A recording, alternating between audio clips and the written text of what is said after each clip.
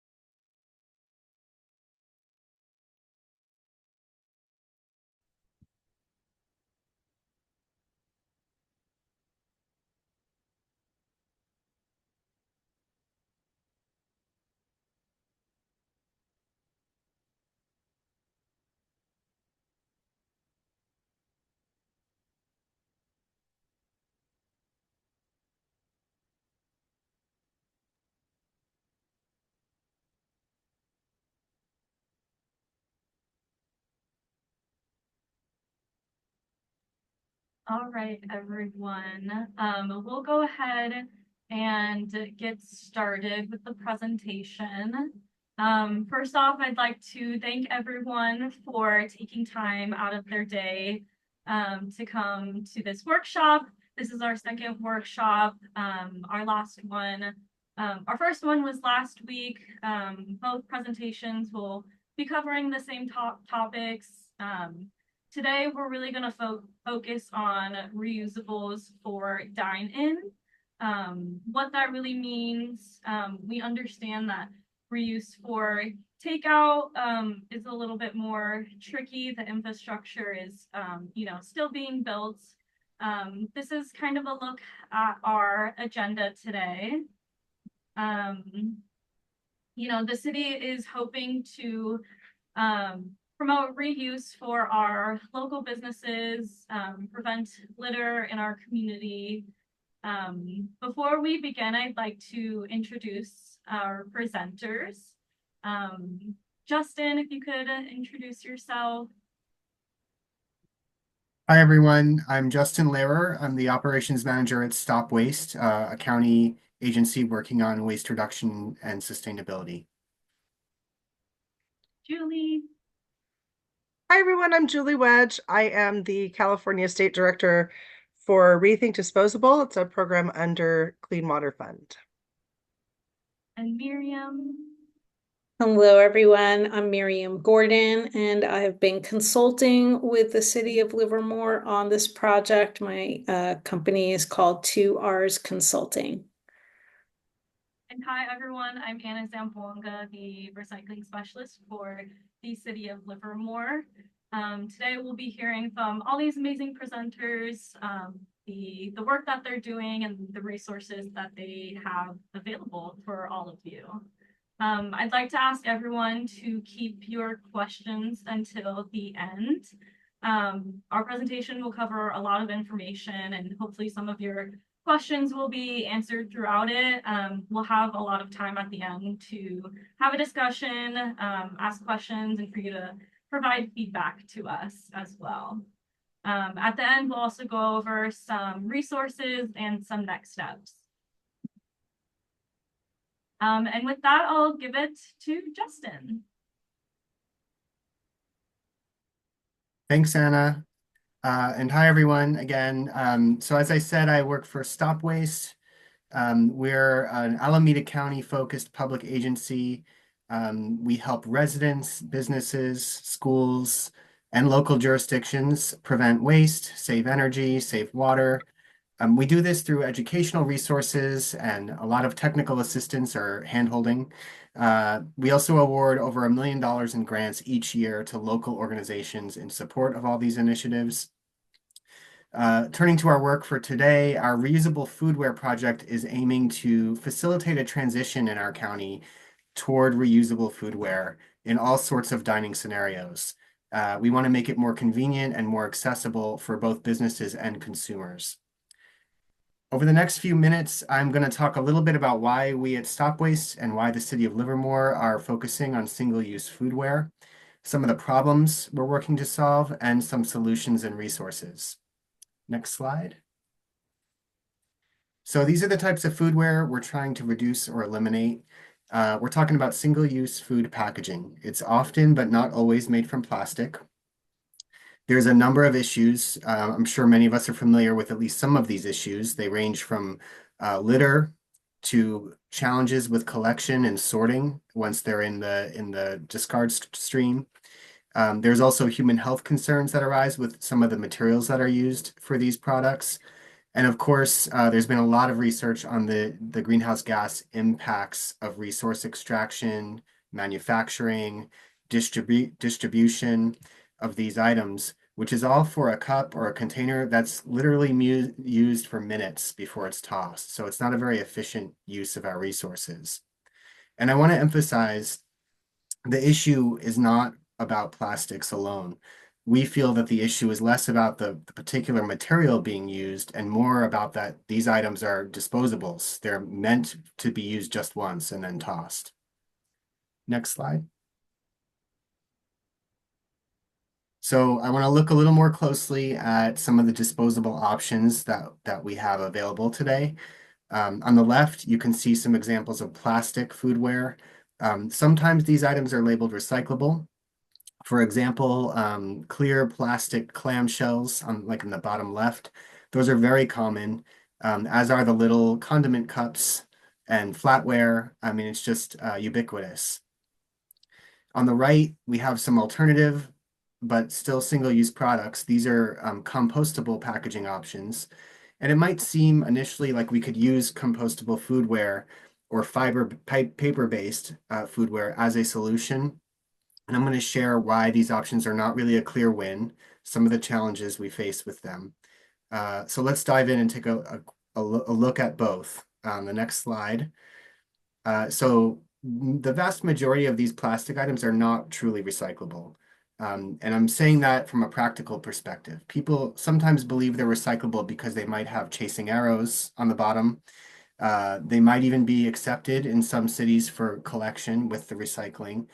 But sorting facilities, once they get to the next stage down the line, sorting facilities are not very well equipped to deal with these smaller items. They're just not set up for it. Even if the items make it through the sorting stage and don't kind of slip through the process and into a residual waste pile, there simply are not robust end markets for these materials. If you have a load of plastic clamshells, probably contaminated with some food, it's just not going to hold value. It's not really useful to recycle into a new product at that point. So yeah, as I alluded to, these items often have food residue on them. It's a problematic contaminant.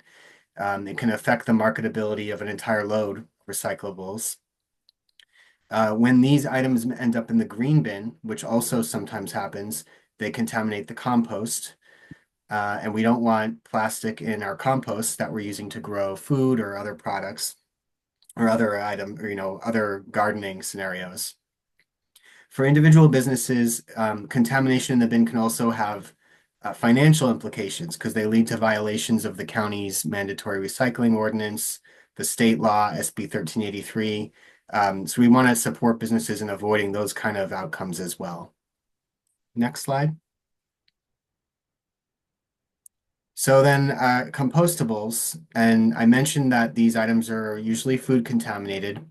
So it seems like, okay, well, can we compost the fiber-based ones? So I want to note first how confusing and complex the world of compostable um, packaging can be. Many of us have seen this. There's paper plates, which seems pretty straightforward. Sometimes those paper or fiber items are lined with plastic, a very thin, glossy layer that you can see and feel and provides a very important role as a moisture barrier, but does not work in the compost. And then there's compostable plastics, which sometimes are technically compostable, but in practice, at the compost facilities that our materials in Alameda County end up at, they don't compost fast enough. So they'll often be run through a cycle, and then at the end of the cycle, they're not really broken down. So they may still end up as waste at that point, as a landfill. And then it's just plain confusing, right? You don't know, is this a compostable plastic? Is it a bio-based plastic that is made from corn or something, but actually isn't compostable? It's the same as a traditional fossil fuel-based plastic in terms of recyclability. It's very hard as a consumer, as a business owner, as a resident to make sense of all this. And just to illustrate that, on my next slide, I have a picture of some utensils that you can see there on the left. Staff at Stop Waste pulled these out of a nearly finished compost pile at an industrial facility. You can see they're not even close. There's some deformity showing a little bit, but really they're pretty intact. And the cup on the right, which is a much thinner plastic, it's gotten a little further along in the process. It's close to breaking down, but still there's a lot of material there. It's certainly not something we want in our compost. And if this is what's showing up at the end of the facility's composting process, best case scenario is they run it through again. Most likely scenario is it gets screened out, and it's trash. So not really solving the problem. There is hope. I just want to mention there is hope that there will be more clarity soon. There's a new state law, SB 54, that's going to clearly define what is recyclable and what is compostable in the state of California. And that's going to prohibit items that are not compostable or recyclable from being sold in the state. So I think there is some light at the end of the tunnel on this from a business standpoint of having clarity down the road, a couple of years down the road, of which items have markets and can be used. Okay, next slide. Thanks. So looking at climate impact, reuse is clearly better for the environment when we think about climate. In this example, and this was provided by Upstream in their report called Reuse Wins, we see that from a greenhouse gas perspective, from emissions, reusable ceramic, stainless steel, and glass, which are all in green on the chart, they have far lower emissions than paper cups and a wide array of plastic cups as well. And a lot of this has to do with the upstream impacts of resource extraction and manufacturing and distribution that just simply don't have to happen more than once for the reusable. Every time you use that reusable again, you improve the environmental profile because you're not extracting new resources and manufacturing a new product. So it really, really adds up. Okay, next slide. A bit on the health impacts. Reuse is also better for our own health. There's over 12,000 chemicals that have been used in the production of various types of disposable foodware, and only about 25% of those chemicals have ever even been tested to determine if they're safe for public health. And of the ones that have been tested, we've found many that cause cancer, chronic disease, endocrine disruptors. It's kind of scary stuff. Even at tiny levels, some of these chemicals can really cause harms. So particularly this is impactful for everyone, but we're also seeing, and you'll hear more about this in a moment, in our work in school districts, this is a really important factor, and schools have been very motivated by the public health benefits of moving to reuse. Next slide. Just a couple more for me.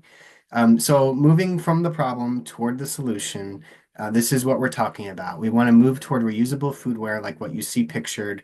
It's the best option for reducing food packaging waste, shifting us away from the disposable culture.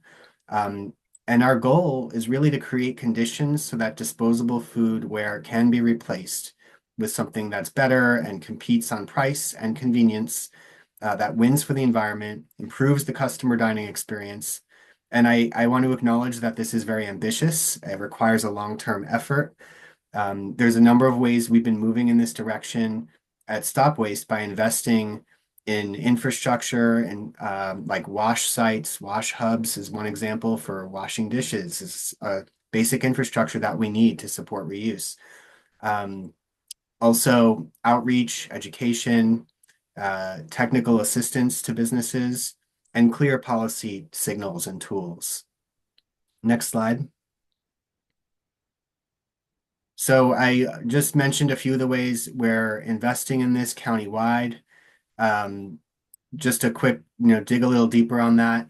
We've been funding pilot projects for several years at Stop Waste in a range of different environments, including school districts, large venues, special events, bulk meal programs for seniors, and of course, supporting restaurants and local businesses to help them make the switch.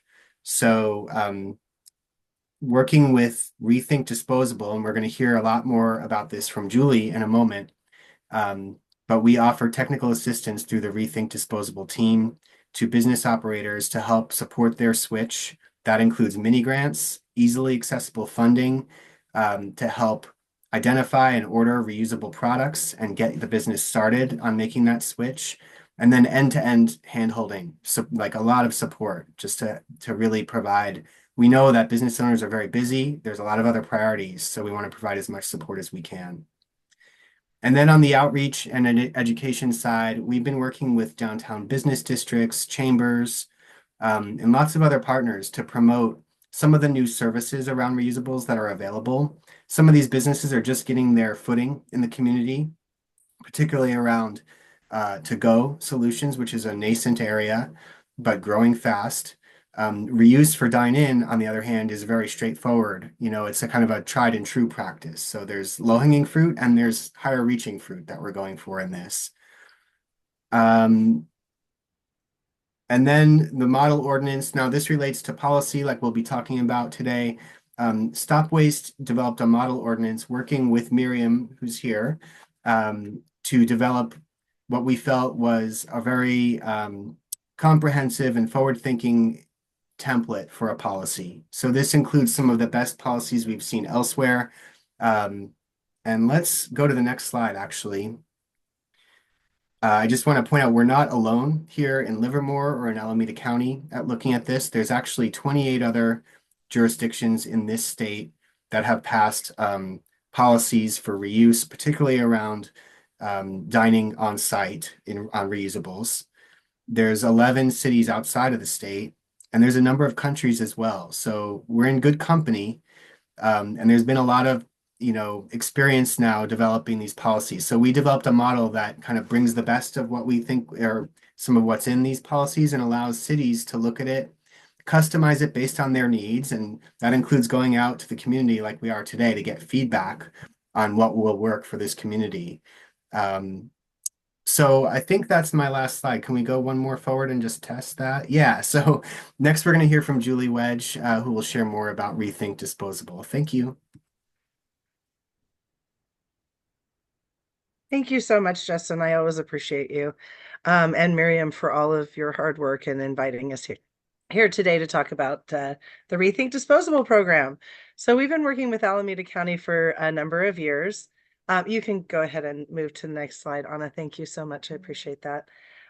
Been working with Alameda County for a number of years, doing technical assistance and with food businesses directly. We've worked with everything from, small food establishments, second, third, even first generation owned, but restaurants all the way up to, larger venues, chain restaurants. 100% of the businesses that we've worked with average a cost savings. We haven't found a single business that we haven't been able to save some money. So that's been an exciting part of our findings.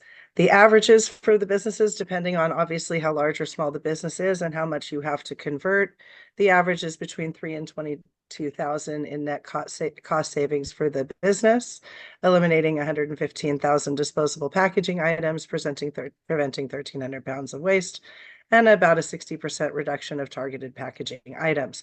The reason I want to take a moment just to say that the reason that we are focused at Rethink on dine-in reusable is because when Miriam, who is the founder of Rethink, and we're so grateful for her, did the waste assessment study, we found that around the Bay Area, 73% of the waste that we see in the streets, of the trash that we see in the streets, is disposable food waste.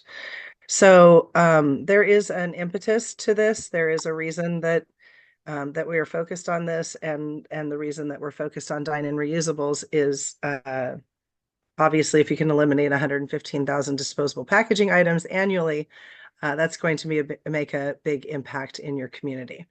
Next slide, please. So I want to talk about a few of the larger case studies that we've put together. There's a lot of,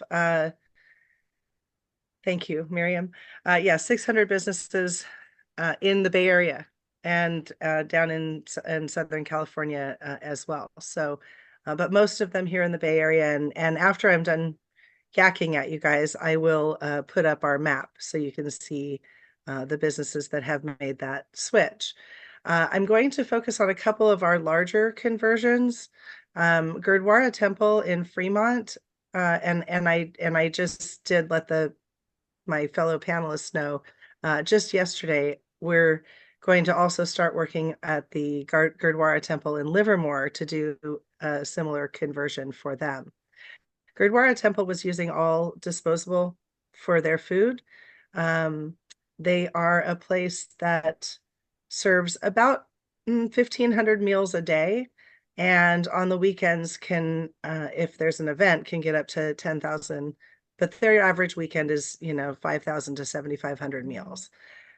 We have done a full conversion now for them. It's been a 2-year process, but we have done a complete conversion. They are now 100% reusable. Stainless steel, bowls, cups, plates, forks, knives. It's an amazing experience. If you want to go take a look, they're open and they feed anybody that comes through the door, and they're open 24 hours a day. So we found that they are saving over 600,000 individual disposable products and saving $45,903 and a year. And we like to put that into something fun. So we told Gurdwara Temple that with their savings, they could buy 1 Tesla a year. We'll go ahead and move to the next slide. House of Dim Sum was an early conversion for us. Ying is an amazing reference. And if any of you in the foodware or food service business want to talk to any of our owners, I'm happy to set you up. Ying is usually one of the people that just answers first. The impact on House of Dim Sum, it's a small restaurant, but they did convert everything. And they also changed to things upon request, which it's really amazing how much of an impact we can see when people just don't offer it right out the gate. So their napkins were automatically included with their orders. They went to upon request. They had an open stack of napkins. They put a dispenser at the table. Disposable hot cups went to stainless steel double-walled. You can see all of this. I mean, it's really amazing. And their annual cost savings, and they are still realizing this, which is why I suggest that, folks talk to Ying, is $33,561 a year. But more importantly, it's for us in the environmental world, it's the $2.2 million or 2.2 million individual disposable products that are removed from our waste stream. Next slide. I don't think I have very many more slides. Yeah. Okay. So what I sort of want to say about this is what Rethink does is we provide the actual technical assistance to the food businesses that are using disposables. We had a person in person last time, and I just want to make sure that I address some of the concerns. We will just do a visual assessment when we first walk into your establishment. If you are already using reusables for dine-in, we probably will think, yay, huzzah, and move to the next place. There are folks in Livermore that are still using styrofoam, which, as we know, was banned a long time ago. But we do hear a lot that, well, my distributor sells it. So if it's banned, why does my distributor still sell it? It's because not everybody has forward-thinking regulation around single-use disposables. I would love to be able to work just with distributors, and I can also say that I am in conversations with somebody at DART who is wanting to become more sustainable in California. So there are distributors that are moving. We are seeing that sometimes the legislation pushes industry, and that is definitely the case in reuse. Our legislation is leading the way, and the reuse, just, the distributors are sort of coming along with that. But at the end of the day, this is a resource that is available to you through Stop Waste. There is small grant funding to get you started. We have found that even in larger venues and things like that, our average to get people started is around $300 to $500 of investment in reusable foodware, and the return on investment is quick. Now, I will say that if you need to use it or purchase a dishwasher, the return on investment is a little bit longer, but you will still realize a return on the investment. So I'm here because I am a resource. I am here because I am hopeful that there will be a lot of questions as to how you can access this amazing resource provided by Stop Waste, and so that your business can get ahead of the curve and be ahead of the game in becoming compliant prior to there ever even being an ordinance. So I would like to help you save money, and I would love for you to chat with me about that. Yeah, thank you so much, Julie, for sharing those case studies with us. I think those show some really great examples of behavior changes and cost savings. And again, I want to emphasize and encourage all businesses to take full advantage of that support that's already being offered. I wanted to shift our focus to Livermore and our local businesses. So the city has been circulating a reusable foodware survey. The feedback we collect, both from the survey and the workshop discussions, will help us shape new programs and policies aimed at reducing single-use foodware. And Miriam will be talking next more in depth about those policies. Although the survey closes September 30th, we'd like to share some early insights based on a preliminary analysis.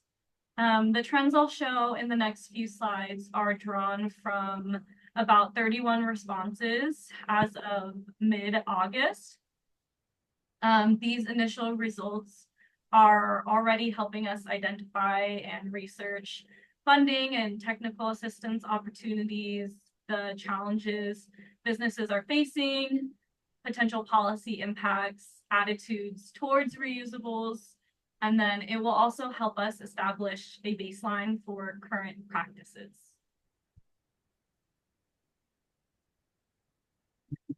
So when we asked about current disposable foodware practices, we found that almost half of the respondents reported purchasing compostable foodware.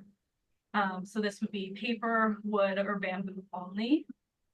Only 2 respondents were tracking how much they spent on disposable foodware. More than half of the respondents indicated that their staff spends 3 or more hours each week managing disposable foodware. So this includes tasks like ordering, storing, handling, cleaning, and disposing of.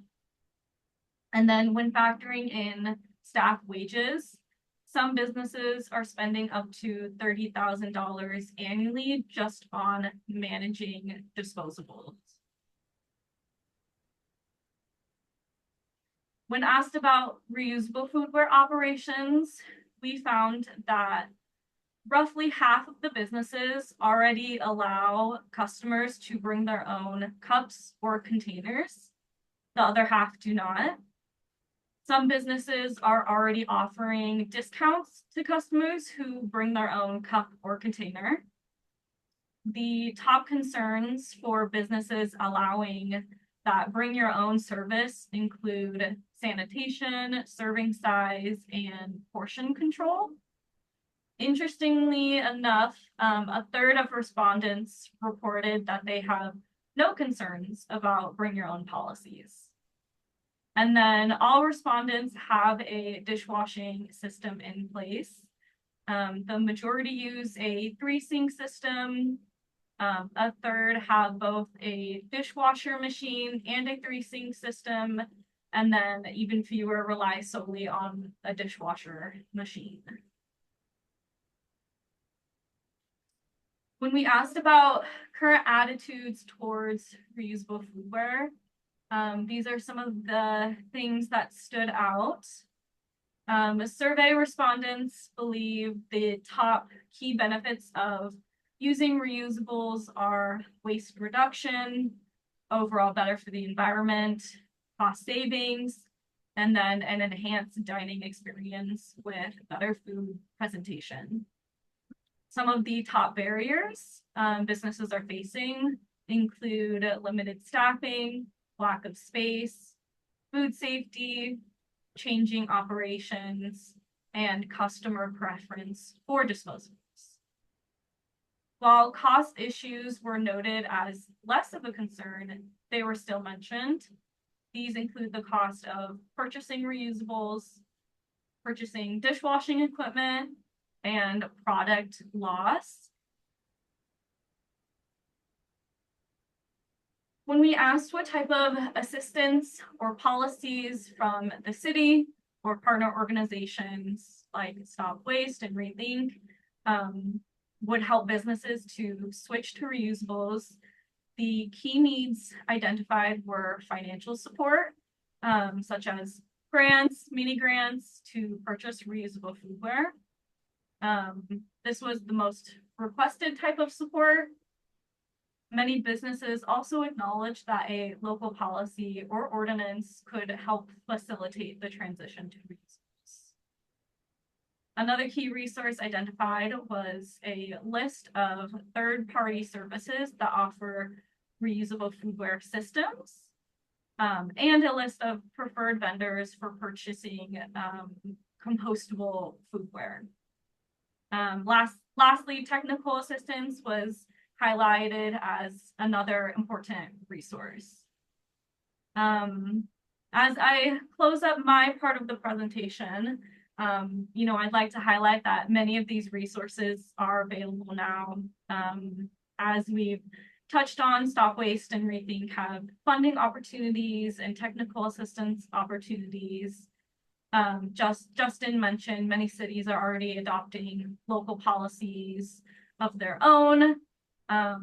There are current list of reusable foodware service providers and preferred vendors on our website, on Stop Waste website. I'll touch on how to find those resources at the end of the presentation as well. But I did want to highlight a lot of these resources are already available. A part of our next steps moving forward is to continue to do more outreach and education about those available resources. But hopefully this gives a good overview of the current practices, attitudes, trends, needs of Livermore businesses. I'll pass it to Miriam now to discuss the proposed policy and the potential for waste and cost reduction. So thank you, Anna. It's a pleasure to be here today. And just by way of introduction on the policies, I want to reiterate that this is that the workshop is designed to get your feedback on these proposed policies. So these are by no means this is by the policies I'm going to be discussing are by no means absolutely the policies that the city staff are going to be suggesting or that the city council will embrace as a policy package. So this is just an opportunity to hear from you about and get your feedback on these proposed, this package of policies. Now, this package was based on as Justin said, a model ordinance that Stop Waste developed. The city of Oakland enacted almost the entire package of policies that Stop Waste had drafted. And recently the city of Albany enacted a smaller subset, but most of the policies that I'm going to be discussing today. Next slide, please. And other cities in Alameda County are considering these policies.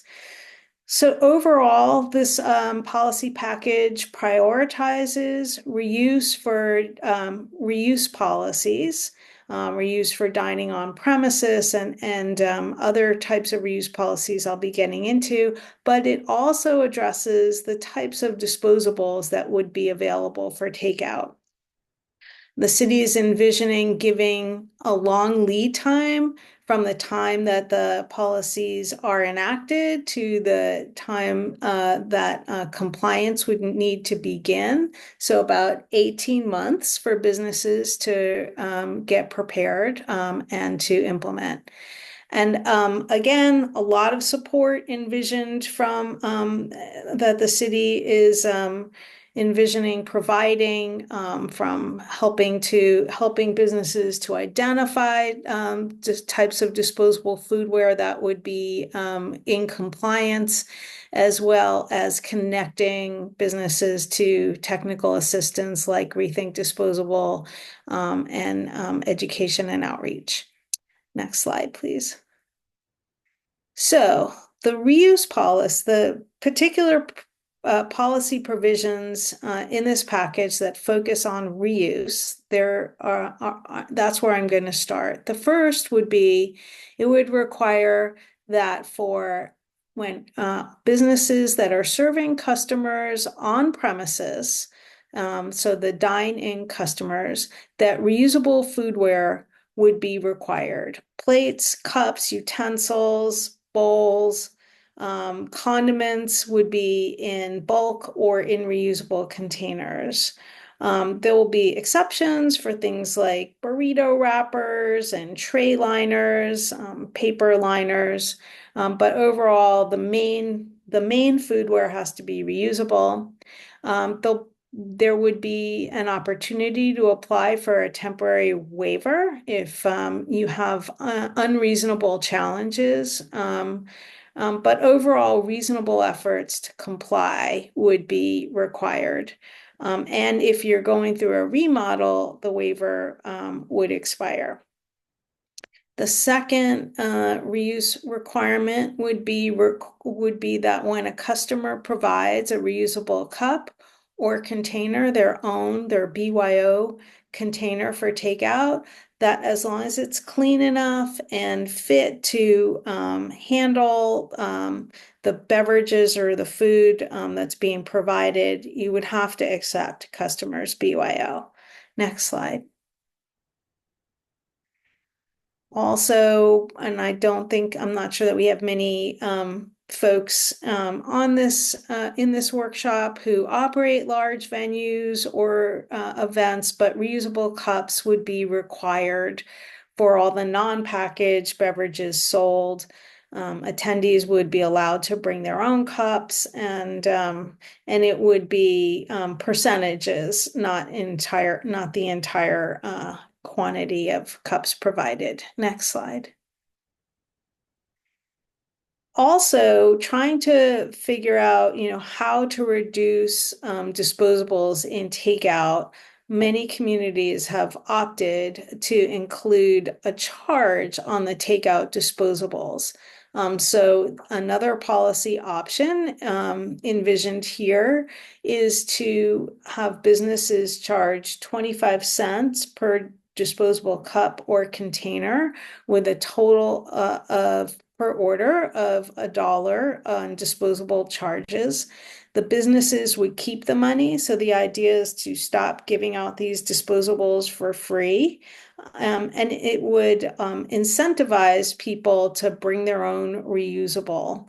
Or if you offer a takeout reusable option, it would incentivize customers to take advantage of that option. This would apply to takeout orders and would have to be uploaded on ordering platforms. And there would also be exemptions for people who are receiving food assistance and possibly Medi-Cal recipients to address cost concerns for people who can least afford these charges. Next slide. Another way to reduce disposables, which isn't exactly reuse, is to just eliminate the unnecessary ones. So rather than giving customers accessories with their takeout orders,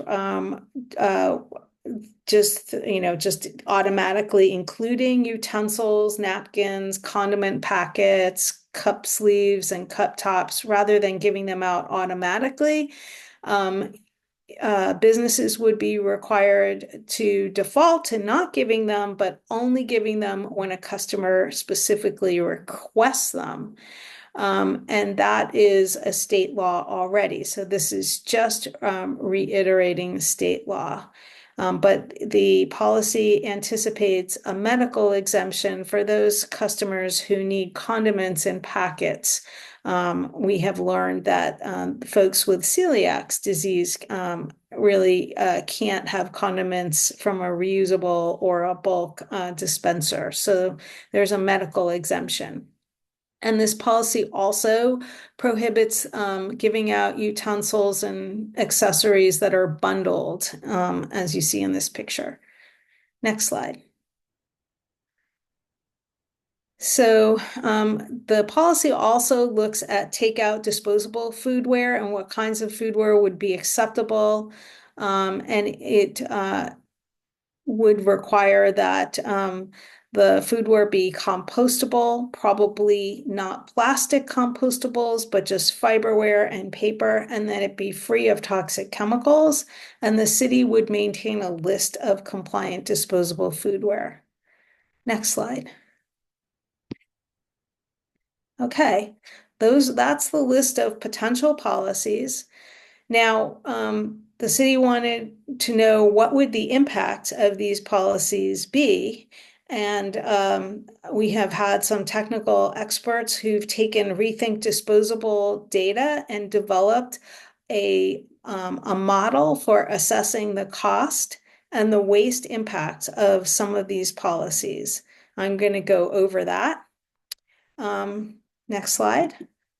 So looking at the disposables policy of converting single-use plastics to compostables, this model looks at different parts of the restaurant sector in the blue as 4 different sectors: cafe, bakery, snack businesses, fast casual businesses, fast food, and full service, which also includes fast casual that are using reusables. Also, I want to say that this model, that what we modeled was the first 31 businesses that replied to the survey. There are about 195 businesses that the policy would apply to in Livermore, but this is just the first 31 respondents. And so you can see that most of the respondents were full service. And you can also see that for all of the restaurants, in terms of costs, there would be in each sector, but all restaurants as well, there would be cost increases resulting from converting to compostables because they cost more. Next slide. But providing accessories on request, only by customer request, is associated with cost savings because you're eliminating the quantity of disposables that you have to purchase. So we can see that in the middle column, restaurants, average annual cost savings, that for all restaurants, the average cost savings is about $5,800. And for the entire business sector, business community in Livermore, based on just for these 31 restaurants, it would be $180,000 saved per year. And it would reduce waste. So over 13 million accessory items would be eliminated for 31 restaurants. Next slide. Meanwhile, reuse for on-site dining is a big cost savings policy. We can see that the average restaurant would save $5,600, and the biggest savings would be for fast food businesses because they use the most disposables. So overall, for these 31 restaurants, this would eliminate 2.8 million pieces of disposable foodware and about 55,000 pounds of waste per year. Next slide. So if we combine all of these policies, if we look at them all together, on the left side, we see the compostables and the accessories on request combined. In the orange, we see the reusables. And if we look at what the cost implications are for all of these policies combined, we can see that overall, there's cost savings on average for each restaurant of over $1,000, except for fast food. They are going to have a cost increase. And that's because of the really big cost increases associated with converting to compostables. If we didn't have that policy, then everyone would be a winner and everyone would be saving money. So the conclusion here is that the reuse policies are saving businesses money and also reducing waste. So I think that's my last slide. Next slide. Is there a next slide? Key takeaways. Switching to compostables can increase costs. Only giving accessories on request and reuse for on-site dining saves money. Combining all the policies results generally in cost savings. For fast food, increased costs could be minimized by full conversion to reuse because this is based on data from Rethink Disposable, and that data is based not on everything being converted to reuse, just some select items generally for each business. So that's it for me. Thank you. Back to you, Anna. Yeah, thank you, Miriam, to all of our panelists, and thank you everyone for your attention. At this time, we'll move into a Q&A session. You can use the raise your hand function, or you can drop a question in the chat. I'm gonna give us about 30 minutes for discussion, and then we'll go over next steps and close out. I'm also going to pause the recording so everyone feels comfortable speaking. This won't be uploaded to our website. And with that,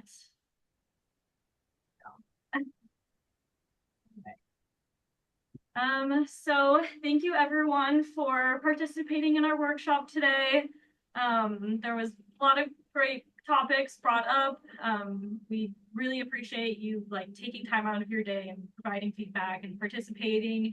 Thank you to our panelists again for participating in both of our workshops. So like we already touched on, so more information, updates on where this initiative is going towards, I encourage everyone to take a look at the City of Livermore's Reusable Readiness landing page. I dropped that link in the chat, but this will be the main spot where you can find our contact information, resources for funding and grants, technical assistance, take a look at more case studies. We'll be also uploading this recording to that website. So if you ever need to come back and take a look, it will be up there. This is also the best email. You can reach city staff at solidwaste_recycling@livermoreca.gov. And then for next steps, again, we'll post this recording. The survey closes on September 30th. If you haven't already, please fill that out. You can also email us with additional feedback or questions. We'll take those results, analyze that feedback. We'll have continued and increased outreach and education. This is kind of, you know, a more desired topic that we've heard to get people in touch with these resources, this educational material, this funding.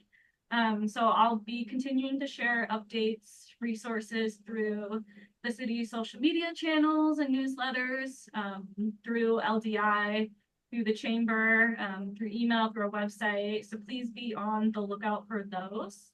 And then we anticipate going to council spring of next year. Yeah, and with that, I just again want to extend my appreciation for everyone taking time to attend the workshop, participate in the discussion.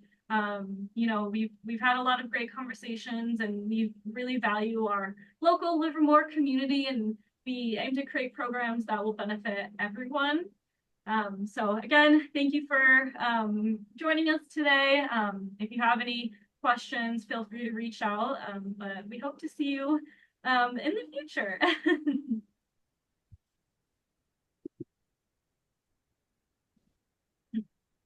Thank you, everyone. Thanks so much, Anna, and everybody. I dropped my email in the chat, so please feel free to reach out to me. I'm happy to send somebody to do an assessment of your foodware. Thank you all for your work. Thank